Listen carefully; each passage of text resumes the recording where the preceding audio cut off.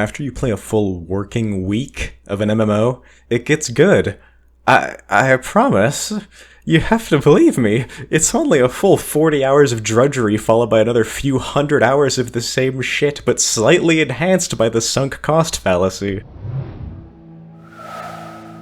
Pacing is something that's basically impossible to quantify due to its amorphous nature. As players can theoretically do anything, the pacing of the games they play is kind of in their hands. You could launch dead cells and then stare at your items for 10 minutes, and if that's boring, it's not exactly the game's fault, it's on the player. The player is only solely in control of how slow they can go, though. Almost all games forcefully restrict the maximum speed that you can go through them. If you want to start a new playthrough of a Bethesda game, you have to sit through the unskippable cutscene first. You can mod it out, sure, but the mandatory tar pit pacing of these sections is wholly on the developer and will stop people from starting a new playthrough.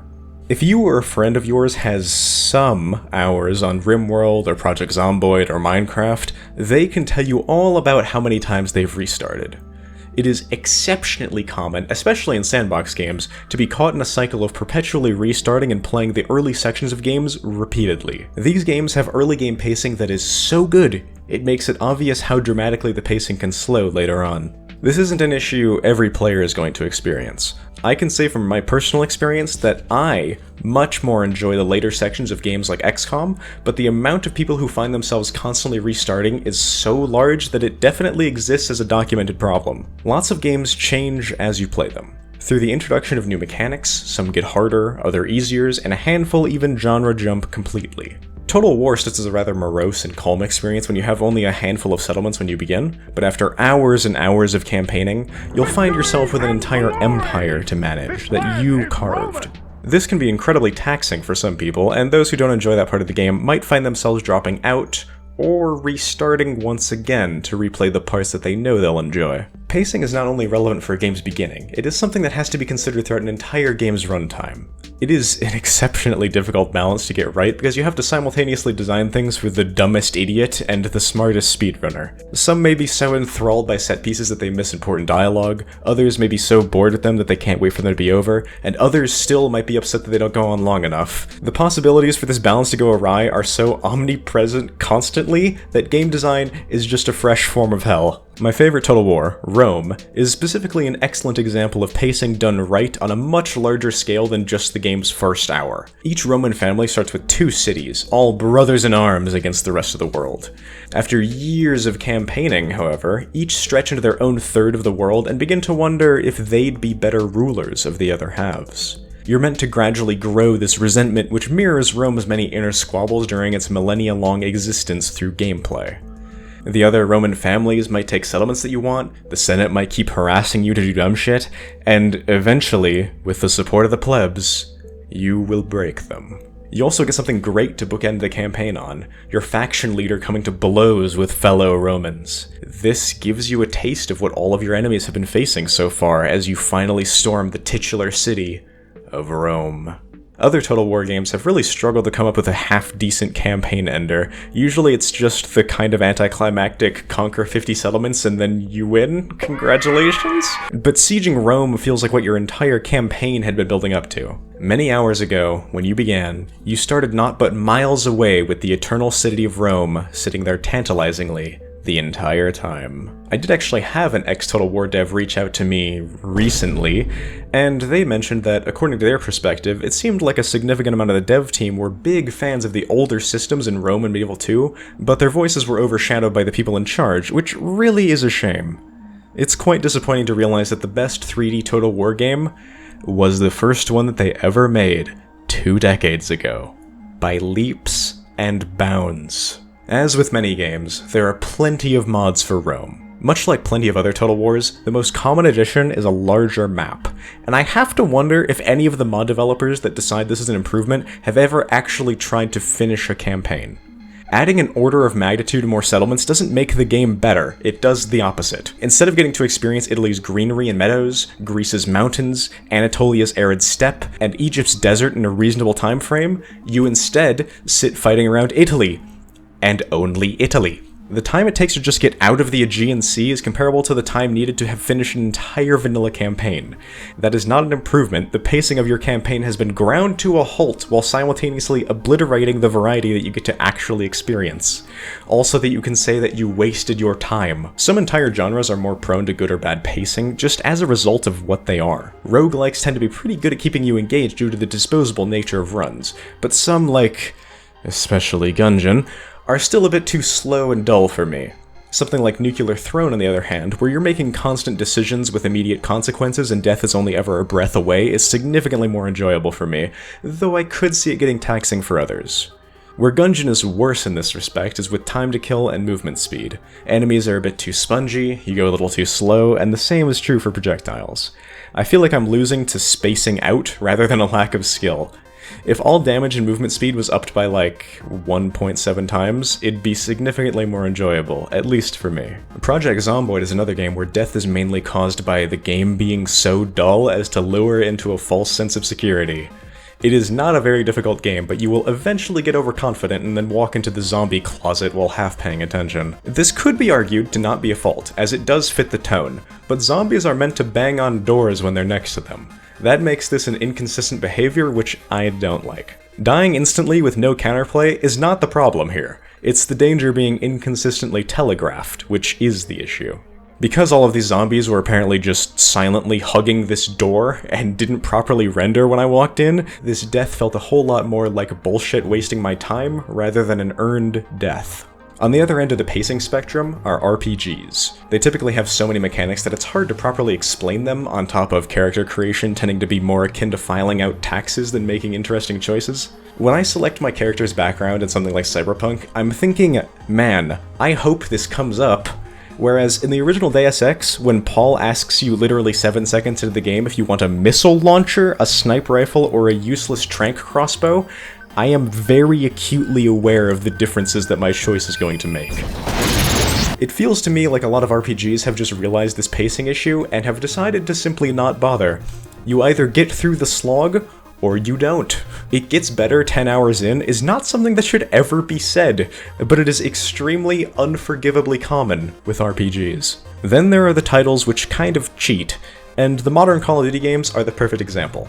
They're scripted and on wheels to the point where what parts are cutscenes and which parts are gameplay is genuinely hard to distinguish, but that might be a game design issue more than a pacing one. Regardless, I can identify this as an issue for me personally because I liked how the older games in the series handled things much more. In Cliffhanger, after you get your government-mandated extended intro cutscene, this dude goes, "The white dots are bad men," and then you walk 7 feet and boom, there are white dots. This tutorial is so minor it probably doesn't even come off as one to most players, and immediately after, the mission just starts. There's no training wheels, you just go. We look forward to Vanguard, and this mission starts with a 7-minute family drama to set up your dad's death, which you won't give a shit about because you only knew him for 7 minutes. There's no tension in any of the parts after the entire German military force teleport into the city after the span of 7 seconds, because these are just cutscenes disguised as gameplay. You can't die, and it's all for show just to shove in their extremely out-of-place climbing minigame and to railroad you to the next combat encounter where you actually get to play the game. Multiplayer games are, for probably obvious reasons, not very comparable to single-player ones.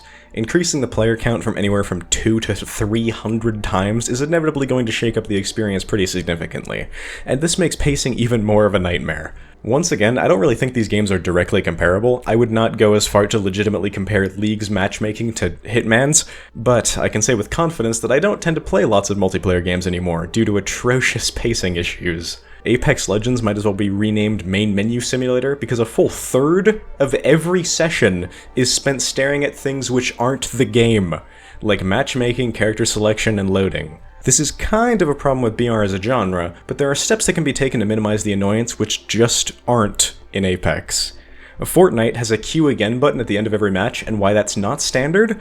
I have no idea. Hitman is something I do want to bring up though, because it has pacing issues that are a result of how unbelievably punishing it is. The way you're expected to manage Silent Assassin is by saving every 7 feet and reloading if you ever get spotted. That's not that bad in like Skyrim, but the loading screens in this game are as long as surgery. If Hitman had more safety nets to fall back on when you made a mistake, it wouldn't be nearly as bad, but you're almost always either completely stealthy, with no one knowing you're there, or after one gunshot, the entire map is permanently alerted unless you reload.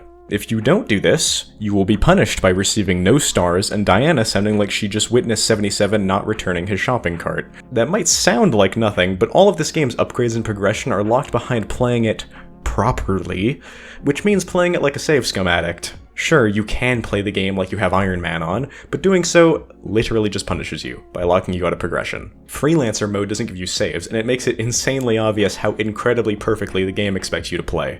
If you make a mistake, or get bored, something that will happen often when a main gameplay mechanic is waiting, it will turn into a shootout with some of the worst shooting mechanics yet invented. Only the crosshair matters, and you can shoot people through walls by exploiting the camera, and all of the enemies die instantly to one headshot. Bullets from snipers also have travel time, but bullets from every other gun in the game are hit scan. And if you want to play a sniper playstyle, regardless if your gun is silenced or not, all enemies instinctively know where all of the rounds came from because they're all descendants of Batman. I hate to admit it, but XCOM can also suffer from Hitman's loading fatigue problem, but in my opinion, not as badly. Losing soldiers is insanely punishing, and the loading times, especially in 2, are insane, but losing is clearly expected by the game. This makes save scumming feel like cheating, where it legitimately feels like a core mechanic in Hitman, to the point where save quantity is literally integrated into the difficulty options. There are ways to come back from loss in XCOM, but in Hitman, there just aren't, past staring at a loading screen. This exact issue is present in just about every stealth game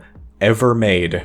Dishonored is an incredibly egregious example, especially because the combat is fun and has 8 times the options as stealth, but you get the bad ending if you try to engage with the system. In that game, you're mostly stealthing around to protect the guards from yourself rather than the other way around. I also found the same to be true in Hitman, but I don't think the problem is as severe because 77 doesn't have 10 instant use code red Mountain Dew bottles in his ass at all times. The original Dishonored also has enormous pacing issues with a Bethesda tier molasses opening, I guess it's fitting considering they're the publisher, and half-an-hour-long boat rides in between missions, which feel longer than the actual missions themselves. In a speedrun, they literally are, and a solid 1/7 of the entire run is sat listening to Samuel. This kind of thing is absolutely fine in a first playthrough, and I do really like Samuel as a character, but it absolutely necessitates a skip button as to not dull in repeats. Stealth games with quick saves should really include a Prince of Persia or Dirt-style rewind mechanic, rather than forcing the player to stare at a loading screen after every single mistake. Either that, or just own up to it. Just make the game Iron Man, just don't have quick saves. Pacing issues are intrinsic to pretty much all media, and are insanely difficult to handle. In games, they can be the manifestation of player action, chunky servers, poor design, Bethesda insisting on adding another 3-hour-long opening sequence to every game that they make, poor difficulty, and realistically, just about every single possible aspect could contribute to this issue. You can't really full-on prevent pacing issues, but instead do everything in your power to curtail where they might appear. Because pacing issues can stem from just about any aspect under the sun, combating them can consist of adjusting just about anything that you can think of, from difficulty to UI to dialogue. Some, like Hitman's pacing issues, are extremely intrinsic problems that would require massive overhauls to fix, unfortunately. When it gets that bad, it tends to be a baked-in game design problem, and trying to fix that requires a lot of work and isn't just changing a couple numbers. To really get across how difficult this kind of thing can be to even notice in the first place, none of the systems in Hitman are egregious on their own. Progression being awarded for success makes sense. Being severely punished for failure, especially in a game about being an assassin, is fine. It's understandable that guns are, loud and quite deadly. You could even argue that save quantity being a mechanic is novel. None of these are game design failures on their own, but when all put together, the sum of the game's parts sort of falls apart. Thanks to Emmy for their reckless financial abandon. Both them and the rest of my patrons are all wonderful people. Make sure to tell me that I called 4777 on accident in the comments, and join my Discord.